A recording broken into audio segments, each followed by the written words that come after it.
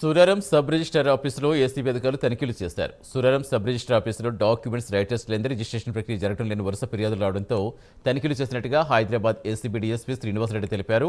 ఒక document writer వద్ద దొరికిన 10,000 ఎక్కడి నుంచి వచ్చాయనే కోణంలో దర్యాప్తు చేస్తున్నామన్నారు. సబ్ రిజిస్టర్ ఆఫీసులో డాక్యుమెంట్ రైటర్స్ ఉండడంపై జిల్లా ఉన్నతాధికారులకు ఫిర్యాదు చేస్తామన్నారు.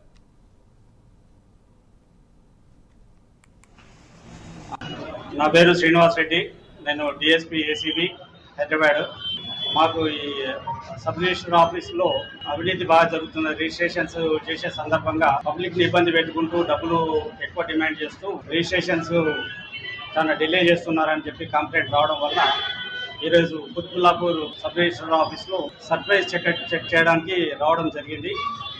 వచ్చేసరికి దాదాపు 100 మంది పబ్లిక్ ఉన్నారు వెయిట్ చేసుకుంటూ.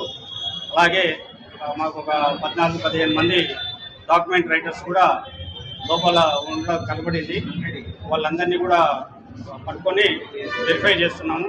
అలాగే పబ్లిక్ చాలామంది ఉండడం వల్ల వాళ్ళందరినీ కూడా వెరిఫై చేసి కామన్ పబ్లిక్ ఎవరైనా ఉండేదంటే పని అయిపోయిన వాళ్ళని బయటికి పంపించేయడం జరిగింది. పని కావాల్సిన వాళ్ళని ఆపాము. ఇప్పుడు అది కూడా ఇప్పుడు వర్క్ కూడా రిజిస్ట్రేషన్స్ వర్క్ కూడా కంటిన్యూ చేయడానికి మేము ఎఫర్ట్స్ చేస్తున్నాము. తర్వాత లోపలంతా కూడా చెక్ చేసాం, డబ్బులు ఏమన్నా దొరుకుతాయేమో అని చెప్పేసి. డబ్బులు మాత్రం ఏమి దొరకలేదు. డాక్యుమెంట్స్ మాత్రం ఎక్స్ట్రా డాక్యుమెంట్ రైటర్స్ చేతిలో ఉన్నాయి. అవన్నీ కూడా వెరిఫై చేస్తున్నారు. డాక్యుమెంట్స్ ఎప్పుడైనా కానీ పబ్లిక్ తీసుకురావాలి, డైరెక్ట్ వాళ్ళు వచ్చేది ఉంటే రిజిస్ట్రేషన్ చేయాల్సి ఉంది. కానీ అలా కాకుండా డాక్యుమెంట్ రైటర్స్ పట్టుకొని వస్తేనే ఇక్కడ రిజిస్ట్రేషన్ జరుగుతున్నట్టుగా మాకు అనిపిస్తుంది.